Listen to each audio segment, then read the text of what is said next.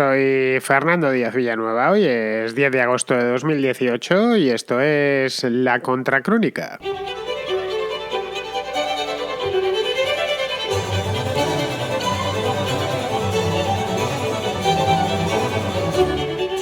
El gobierno anunció ayer que a partir del próximo mes de enero subirá el precio del gasóleo.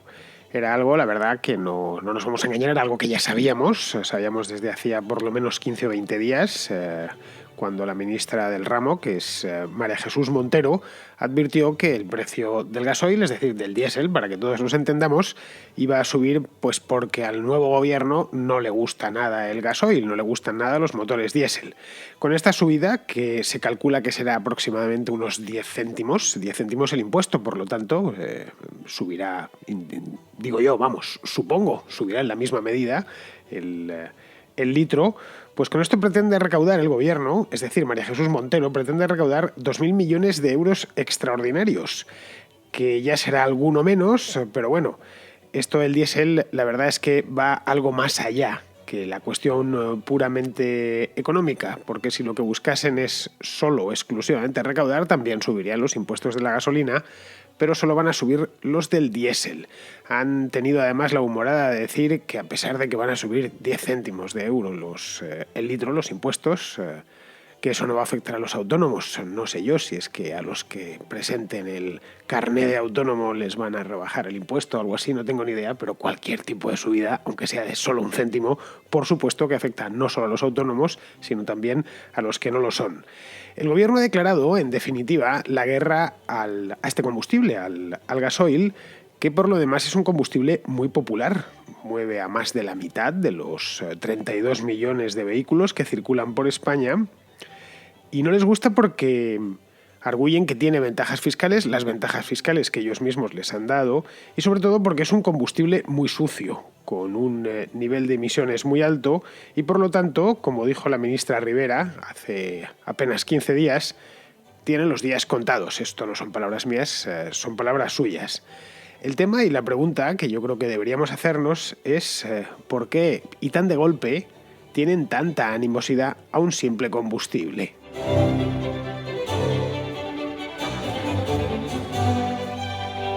Los motores diésel y su combustible, que es el gasóleo, se han convertido de un tiempo a esta parte en algo así como el enemigo público número uno de los políticos europeos, no solo de los españoles, sino de prácticamente todos los políticos europeos de la Unión Europea, quiero decir. No sé si andan de la misma manera en Georgia o en Ucrania, pero desde luego en España, en Alemania, en Francia, en Italia, en todos los países de la Unión Europea están con esta cosa del diésel, que hasta hace no mucho tiempo lo estaban favoreciendo y ahora parece que lo quieren perjudicar hasta el extremo de que quieren literalmente acabar con él. Lo que decía la ministra de Medio Ambiente el pasado mes de julio, que tenía los días contados, es perfectamente extrapolable a cualquier ministra de cualquier país europeo, de ministra de Medio Ambiente o incluso no de Medio Ambiente. Alcaldes de ciudades, presidentes de regiones, etcétera.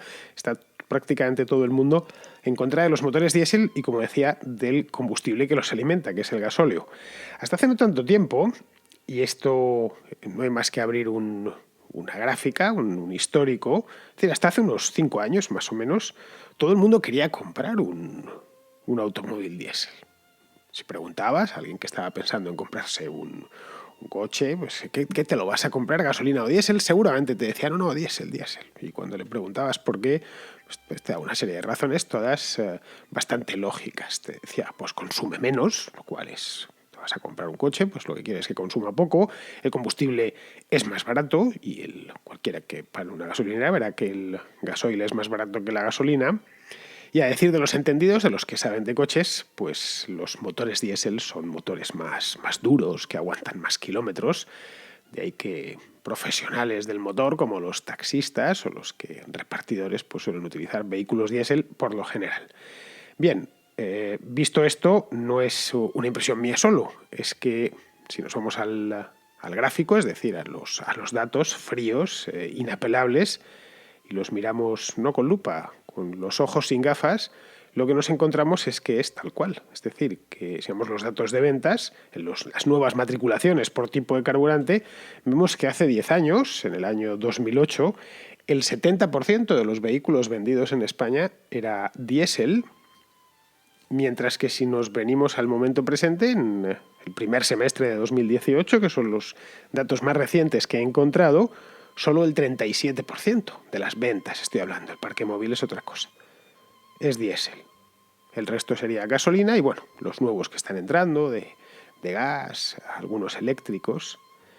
Caray, estamos hablando que de 2008 a 2018 es un 50% menos. Y no es tanto tiempo, son solo 10 años. El gran desplome, de hecho, ni siquiera se ha producido en 10 años. Se ha producido en los últimos 4 años, desde 2014. En el año 2014, la penetración de los motores diésel era todavía del 65%. Y estamos ahora en el 37, es decir, ha caído casi 30 puntos de golpe en apenas 4 años. Si echamos la vista más atrás, es decir, no nos quedamos en el año 2008, vemos que esto del diésel, en cierto modo, es una moda que de los últimos 25 años concretamente.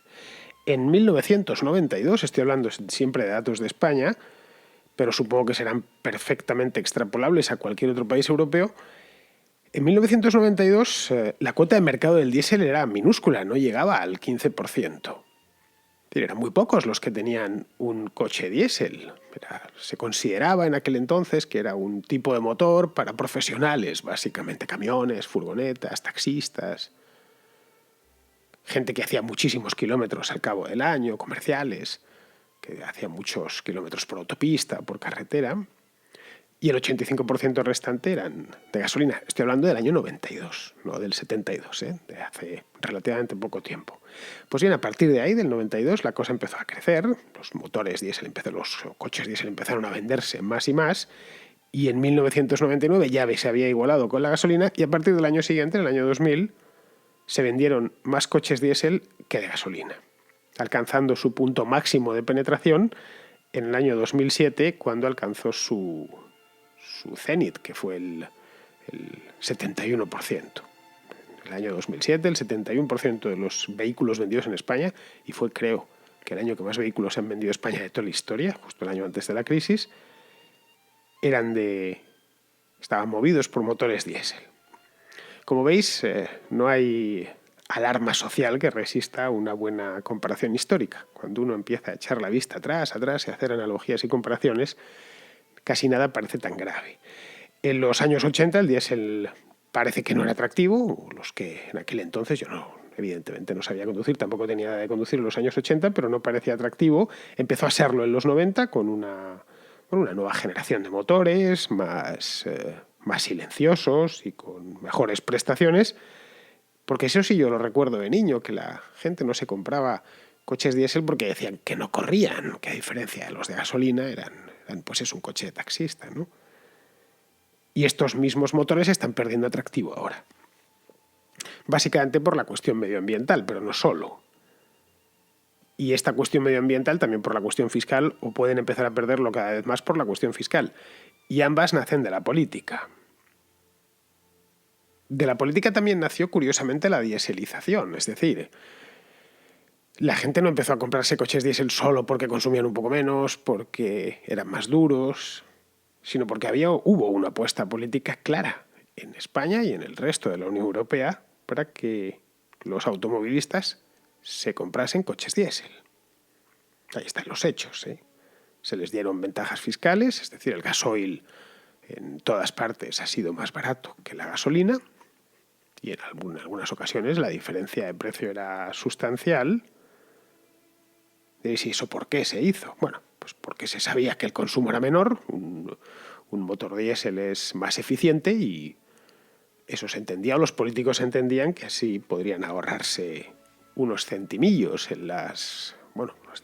unos cuantos miles de millones de dólares en la factura petrolífera. Los países europeos no producen petróleo, salvo contadas excepciones, y además los principales del continente no producen ninguno, y prácticamente todo el petróleo hay que importarlo. De ahí que es la primera factura de importación de la Unión Europea y los propios países europeos invitaron a que la gente se comprase un coche diésel. Las marcas, además, llegado un momento, empezaron a decir que sus motores eran limpios. Y la Unión Europea les ajustaba de mil amores el protocolo de emisiones. En fin, que estaban todos contentos, que es normal que en el año 2007 el 71% de los coches que se vendieron en España fuesen diésel. El gobierno estaba de acuerdo, la gente también, los políticos comunitarios encantados. Pero de pronto en el año 2015 estalló el famoso escándalo de Volkswagen, del diésel, el Dieselgate, que se llama. No estalló en Europa, esto estalló en los Estados Unidos. Y ese escándalo reventó el sector automovilístico. De pronto todos se enteraron, o se hicieron los sorprendidos, no lo sé, de que los límites que ponía la regulación eran fácilmente burlables por la industria en las pruebas. Es decir, que era todo cuestión, tú ponme el límite que quieras, que yo ya me encargaré de ese límite cumplirlo.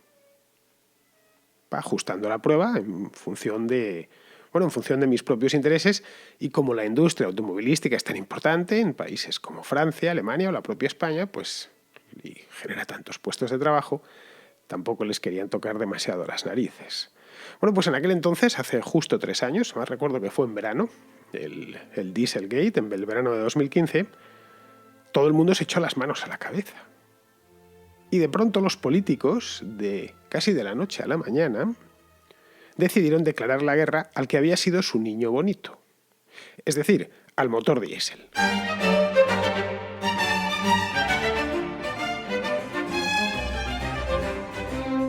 Esto que de un día para otro decidiesen que el diésel ya no era bueno, resulta cuando menos sorprendente. Bastante sorprendente, porque sabían perfectamente que los motores diésel emiten menos CO2, pero más partículas en suspensión. Eso se sabía a la perfección, desde hace muchos años, desde siempre, vamos. Es decir, parecía que, pero esto contamina, claro que contamina. No, por si no lo sabíais. Se contaminaba tanto en 2014 como en 2016. De hecho, la normativa Euro 6 había entrado en vigor, entró en vigor en 2015, pero empezó a entrar en vigor en el año 2014. Es decir, el CO2 es muy malo porque provoca el cambio climático, pero las partículas en suspensión, que son las que ocasionan la polución atmosférica en las ciudades. Quizá por eso la guerra contra el diésel empezó en las mismas ciudades. Recordad hace no mucho cuando la alcaldesa de París, que se llama Anne Hidalgo, dijo que iba a prohibir la entrada de coches diésel dentro de la ciudad, porque le ensuciaban el aire de la ciudad. A Ada Colau en Barcelona le faltó el tiempo para decir que ella iba a hacer lo mismo, y creo que también Carmena en Madrid salió con la misma historia. En Madrid la guerra del diésel viene incluso de antes. El propio Gallardón ya estaba en contra. Fue el primero que dejó de comprar autobuses municipales diésel. Empezó a decir que iba a desterrar ese tipo de motor de los vehículos públicos. Estoy hablando ya de hace 10 años, por lo menos, pero bueno. Bueno, este tipo de declaraciones pues son muy impactantes, la verdad, y llenan titulares. Pero lo cierto es que hoy por hoy, según están las cosas, ni París, ni Barcelona, ni ninguna otra ciudad de Europa puede prescindir de los vehículos diésel. Bueno, por poder puede, obviamente. Digo, puede prescindir sin ocasionar un colapso de primera categoría. Y entiendo que a Anne Hidalgo en París no le interesa que la ciudad se le colapse. De Ada Colau no estoy del todo seguro. Lo mismo hasta disfruta con el colapso general de Barcelona, pero creo que tampoco. Es decir, que de pronto la ciudad esté desabastecida, por ejemplo, porque no han podido pasar camiones y furgonetas que emplean motores diésel. Porque para esto hay varias razones, es decir, por las cuales no se puede hoy por hoy prescindir del diésel. La primera es que, como ya os apuntaba antes, el transporte de carga, de mercancías, se hace en camiones y en furgonetas que están alimentados por por gasóleo. Entonces, vale, es cierto, se ven algunos camiones con gas natural, eso es verdad. Los camiones de la basura en Madrid van con gas natural desde hace muchos años, al igual que la mayor parte de autobuses. Pero si vemos los camiones por carretera o las furgonetas que circulan por la ciudad, son prácticamente todas diésel. Quizá hay alguna flota puntual que ahora se está gasificando, pero lo principal, no os puedo decir el porcentaje porque lo desconozco, pero por encima del 90%. Vamos, seguro. Son diésel. Nos preguntaremos, ¿y eso por qué? Si es sucio. Si echa partículas en suspensión, óxidos de nitrógeno, cosas malísimas. ¿Cómo es que no se lo han prohibido antes? Bueno, pues porque la tecnología es la que es lo que hay en una palabra, y es lo que ha habido. Es decir, que si los camioneros tienen camiones diésel, no es porque les guste más o menos, a ellos les da igual. Es porque es el motor más rentable y a fin de cuentas el camionero paga su propio camión. Entonces son empresarios y optimizan los costes. Si yo fuese camionero también, si fuese camionero o repartidor con una furgoneta, uno de mis costes más importantes sería, y que mejor tendría que modular, sería el del combustible, si no el más importante. Así que si, pongamos por caso, a Ada Colau les obliga a cambiar el vehículo por uno de gasolina o de gas, pues lo tendrán que hacer, evidentemente, si quieren seguir repartiendo por la ciudad, pero repercutirán ese gasto extra en el coste de las mercancías que transportan. Yo también lo haría. Así que no me dejas entrar en la ciudad y tengo que comprarme una furgoneta nueva. Pues lo haré, claro, qué remedio. Pero pues tengo que seguir trabajando y tengo que seguir comiendo. Pero este gasto extraordinario, he tenido que pedir un crédito al banco, etcétera, etcétera, lo voy a repercutir sobre lo que transporto, como es lógico. No he podido ni amortizar la anterior. Entre los camiones grandes se podría poco a poco, y de hecho se está haciendo, ir pasándose al gas o a los biocombustibles. Pero claro, eso necesita un periodo de transición, que además es relativamente largo. Es decir, de no menos de 10 años, cuando estamos hablando de vehículos profesionales, que el camionero no se compra el camión por gusto, se lo compra porque es su herramienta de trabajo. Y trata de amortizarlo, es decir, de darle la vida útil máxima. Si el camión le dura 10 años, pues 10 años. Si son 7, 7. Pues no lo he comprado, pero he visto este desgaste. El camión tiene 1 año y medio, pero lo voy a cambiar porque, claro, no hay color con el gas. Es decir, esto no funciona así. No sé, quizá para Ada Colau sí funcione así el mundo, pero es que no funciona así. Vamos, si la tuviese delante se lo diría. Cuando además no olvidemos que hasta hace 4 días eran las propias administraciones, las Hadas Colaus, las que estaban promocionando el uso del diésel. Ya con beneficios fiscales, ya con subvenciones directas, como las del Plan PIBE, que benefició a los coches diésel porque emiten menos CO2 por su mecánica. Aquel plan para que nos cambiásemos el coche, que aprobaron hace unos años. Porque aquí los políticos se enfrentan ante un curioso dilema. Y eso, luchan contra el cambio climático o luchan contra la contaminación en las ciudades. Es decir, el diésel emite menos CO2, por lo tanto es mejor, entre comillas, contra el cambio climático, y la gasolina emite menos partículas en suspensión. Luego es mejor para la contaminación urbana. Y aquí cabe una pequeña reflexión. De tanto demonizarlo, se ha terminado creyendo que el CO2, es decir, que el dióxido de carbono, es un contaminante. Es algo que si lo respiramos nos morimos. Y no. Estáis respirando vosotros y yo ahora mismo. Un montón de cantidades ingentes de CO2. El dióxido de carbono es lo que hacemos, lo que echamos por la boca al respirar. Es decir, inspiramos oxígeno y expiramos CO2. No es ningún contaminante. Luego se suelen mezclar ambas cosas. Es que hay mucho CO2 en el ambiente luego. No se puede respirar, no, puede respirar sin ningún problema. CO2, como más CO2 que en un aula cerrada, creo que difícilmente encontraréis. Está cargadísimo de CO2 en cualquier habitación cerrada. Y se puede respirar sin problemas. La boina esa que se forma sobre Madrid de contaminación, cuando hay un anticiclón persistente, no está formada por CO2, sino por partículas en suspensión, muchas de ellas, obviamente, salidas de los coches diésel.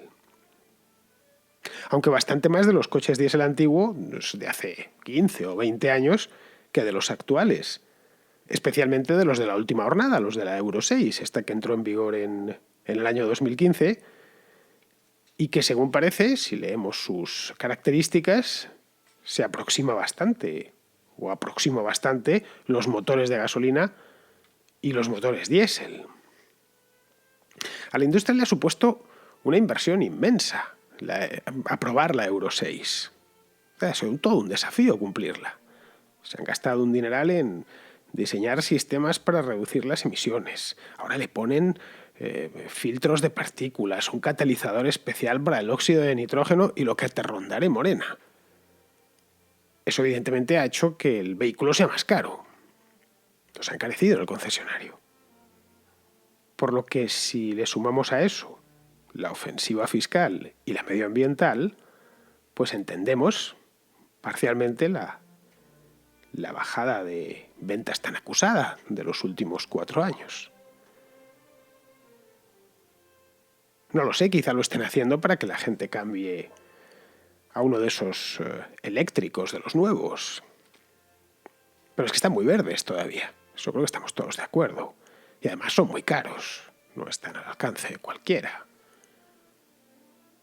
Tienen todavía una serie de problemas que irán solucionando con el tiempo, pero que todavía no están solucionados. Ahora, el transporte barato y seguro y eficiente es, preguntádselo a un repartidor, es una buena furgoneta diésel. De hecho, aquí los políticos se encuentran ante otro dilema. Hemos visto el anterior, y este es más curioso todavía, porque el político aborrece el humo que sale por el tubo de escape, pero ama con todas sus fuerzas el dinero que obtiene vía los impuestos del carburante cuya combustión produce ese humo. Es decir, no le gusta que salga humo de los tubos de escape, pero le encanta el dinero que le sacan a ese humo. Es decir, que si mañana Renault o Peugeot o cualquier marca anunciase un coche eléctrico por 3.000 euros, un coche eléctrico, no una motito, un coche eléctrico operativo, un utilitario, vamos, se vendería como rosquillas. Pero el Estado dejaría de recaudar una parte importante de los 11.000 millones de euros que recaudó el año pasado en concepto de impuesto de hidrocarburos. Eso ya no les gustaría tanto. Entonces, obviamente, pues le declararían la guerra al vehículo eléctrico, por la razón más peregrina que os podáis imaginar. Porque aquí, no nos engañemos, las guerras siempre las declaran los mismos. Y el perdedor de las guerras siempre es el contribuyente.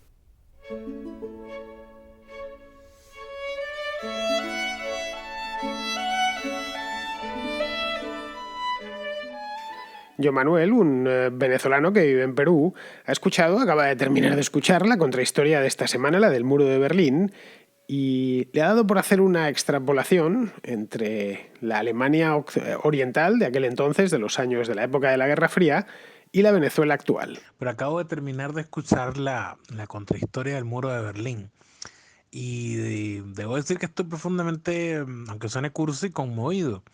Porque cuando cuentas la cifra de las personas que se habían ido de la Alemania comunista a la Alemania occidental, es impresionante que hayan pasado tantos años y que ahora la historia se repita en Venezuela.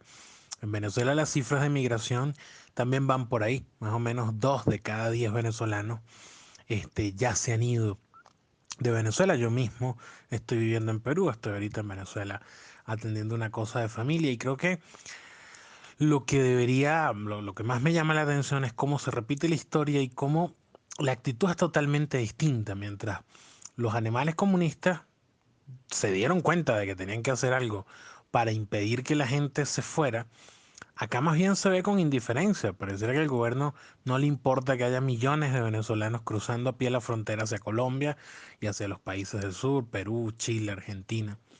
Y nada, tal vez sea un comentario intrascendente, pero fue algo que se me vino a la mente escuchando toda esa historia del muro de Berlín, ¿no? Pues mira, John Manuel, la actitud de la RDA, de la República Democrática Alemana y de la Venezuela chavista actual es distinta respecto a la inmigración por una cuestión muy sencilla de entender. A ver, la RDA necesitaba la mano de obra, necesitaba aquellos jóvenes para emplearlos en la industria y bueno, y cubrir con las cuotas que les imponía el propio CAME, el Comecon, vamos, esta asociación de estados que orbitaban en torno a la URSS, bueno, y para cumplir el plan quinquenal que se habían trazado ellos mismos. A los mayores, de hecho, ya lo comento en el programa, les dejaba salir sin demasiados problemas. Pues una pensión menos. Que usted tiene ya 70 años y quiere irse a Occidente, bueno, pues váyase. Eso sí, pues no espere que le vayamos a pagar nada. En Venezuela, en cambio, no hay ningún tipo de industria. Ni hay agricultura, no hay nada de nada. No se produce nada. El régimen lo ha destruido todo y vive básicamente de PDVSA, es decir, del petróleo, de los pozos de petróleo, que da de comer a una, y muy bien, por cierto, a una minoría privilegiada, la que orbita en torno al poder, el Maduro y los suyos. PDVSA les permite tener una clientela y una clientela cercana, que son pues esos que vemos con las camisas rojas cuando hay manifestaciones a favor del régimen, y bueno, y totalmente capturado el aparato del Estado, que va desde el Guardia Nacional, que reprime al que protesta, hasta los ministros. Si la gente se va, pues mucho mejor. Que se han ido 2 millones, pues casi mejor que se vayan 6. Uno menos al que hay que alimentar, al que hay que entregarle una bolsa CLAP, y uno menos que, además, ese ya no protestará. El gobierno de Venezuela, hoy por hoy, a día de hoy, en agosto de 2018, básicamente está compuesto de lumpen abrazado a un barril de petróleo. Y no es que lo diga yo, a poco que uno mire lo que está sucediendo sin anteojeras, es lo que ve. Pues bien, así a grandes rasgos, John Manuel, es la diferencia entre la RDA de Walter Ulbricht o de Erich Honecker y la Venezuela de Maduro. Bien, vamos con otro mensaje más. Este es de Fuad, de Barcelona, que quiere hablarnos sobre otro de los temas estrella de esta semana, que es o ha sido el máster de Pablo Casado. El tema de Casado, que creo que se ha pecado un poco de falta de imparcialidad. Primeramente, en el comentario de la juez, tú normalmente, si hace falta comentar el auto del juez, lo comentas, y en este caso no has comentado en ningún caso que no tiene ningún sentido seguir adelante con este proceso, básicamente porque fue hace 9 años. Hace 9 años. Ningún profesor, y yo creo que no nos podemos ni imaginar que conserve más allá del tiempo reglamentario, que son 5 años, los trabajos, porque si no, no cabría en su propio despacho. Por lo tanto, esto es un empeño personal de la juez por algún motivo y que no tiene ningún sentido que recorra nada más. Aparte, aquí Casado no tiene nada que ver, o sea, la presunción de inocencia tiene que prevalecer y creo que no ha prevalecido en este caso. Si a mí me dicen, yo soy un estudiante universitario, que tengo un curso que puedo conseguir por 6 meses porque ya tengo 2 carreras o lo que sea, que me convalidan tal asignatura, tal no sé qué, tal no sé cuántos, que hay un curso que tal, pues yo me apunto. Aquí la cuestión es la universidad, que lo que quiere es más alumnos para la subvención de la administración correspondiente, etcétera, etcétera. La universidad que hace 1000 triquiñuelas para dar 1000 títulos y que le den los millones correspondientes. Pero aparte de eso, yo creo que no se puede atacar tanto a Casado, porque al fin y al cabo, si el alumno no tiene más culpa de nada de que la información que le han dado. A ver, Fuad, le comenté la exposición razonada de la jueza del número 51 de Madrid. Lo que venía a decir esta mujer, Carmen Rodríguez Medel se llama, es que no está acreditado que Pablo Casado obtuviese ese máster en buena lid. Y lo que hace es, como ella no le puede juzgar, pues ni le pueden juzgar, no le pueden ni siquiera investigar, no le pueden imputar, pues se le expone, se lo eleva al Tribunal Supremo, que es la autoridad competente en este caso, para que lo hagan ellos, que pueden hacerlo o no pueden hacerlo. Es decir, no es un asunto grave, y también me encargué de decirlo, ya lo dije a lo largo del programa del otro día, como también dije que es inocente hasta que no se demuestre lo contrario. Pero que todos sabemos cómo está el tema de la presunción de inocencia en España, las penas de telediario, etcétera, etcétera. Respecto a eso que me dices, que no ataque a Casado, pues mira, a ver, Fuad, a mí los políticos no me gustan. Creo que a estas alturas los oyentes habituales ya lo saben. Ni casados ni solteros, no me gustan. Critico a todos sin ningún tipo de distinción. Izquierda, derecha y centro, todos. A Casado tampoco le he criticado mucho. Le hice este programa el otro día, pero que ni siquiera estaba centrado en su asunto en particular. Tampoco me ha dado motivos, todo hay que decirlo. Pues, salvo la bagatela esta del máster. El programa del otro día fue más una crítica hacia la titulitis general que tiene inundada nuestra sociedad y la obsesión con el mérito académico, que hacía esta historia que me parece un asuntillo menor, obviamente, y que efectivamente, si lo vemos, nos alejamos un poquito y lo vemos en la pelea política del momento actual, sí, es la caza y captura de Casado. Lo vemos en todos los ámbitos, en el mediático, en el Parlamento, en todos los lados están tratando de darle caza como puedan y, ojo, dentro de su propio partido, porque esta historia del máster no viene del País, no viene de Público, ni del Diario, ni de Pedro Sánchez. Esto nace de su propio partido, para arruinarle su propia carrera política. Así que, por favor, no nos andéis señalando ahora diciendo que los malos somos los que hablamos del tema. No, esto, por favor, que señalen dentro del partido, y si Pablo Casado quiere saber cuál es el origen, él lo sabe, evidentemente, tonto no es, pero lo tiene dentro. Una patrulla de filtradores profesionales o filtradoras profesionales que se han encargado de destruir ese partido por dentro durante los últimos años para que cierta persona consiguiese llegar a la presidencia del partido, que al final no lo ha conseguido. Pero bueno, eso es harina de otro costal. Muy bien, pues vamos a ir terminando. Vamos con Pizarro, que nos ha preparado un comentario hoy sobre la herencia que se ha encontrado Iván Duque, que se acaba de encontrar Iván Duque, que le ha dejado su antecesor. Heredar un país con la deuda y el gasto públicos en desaforado crecimiento. Heredar un país con una corrupción que ensopa la institucionalidad. Y heredar un país con profundas heridas sociales tras décadas de terrorismo y misericordia es un papelón, pero no una sorpresa. La novedad en lo cedido por Juan Manuel a Iván es que le deja un país en donde las líneas éticas sobre lo correcto y lo aceptable han sido borradas. Un terrorista es un político, un corrupto es un político, un narco es un terrorista que es un político es un corrupto, un político es un narco. En fin, ¿qué más da? Habiendo crédito y habiendo paz, ¿qué puede salir mal? Un cordial saludo de Pizarro.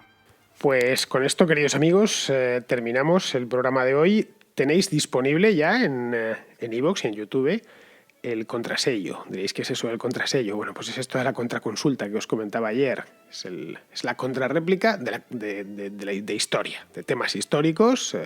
Tenía un montón de consultas de todo tipo, históricas, por supuesto, que había ido guardando, pero no me daba tiempo a sacar, así que he creado un nuevo espacio que se llama así, el contrasello. Lo tenéis en el canal de la Contrahistoria. Pues si queréis escucharlo ahí, llevo 6 temas en este primer programa, propuestos evidentemente por 6 oyentes, así que si os gusta la historia y estos están tratados, cada tema está tratado con tiempo suficiente me he podido explayar, cosa que en las contrahistorias al final no me quedaba más que unos pocos minutos al final del programa y no podía tratar los temas como se merecen. Muy bien, pues con esto, mañana ya sabéis, hay Contraplano, mañana tocan películas. Con esto me despido de vosotros, hasta mañana.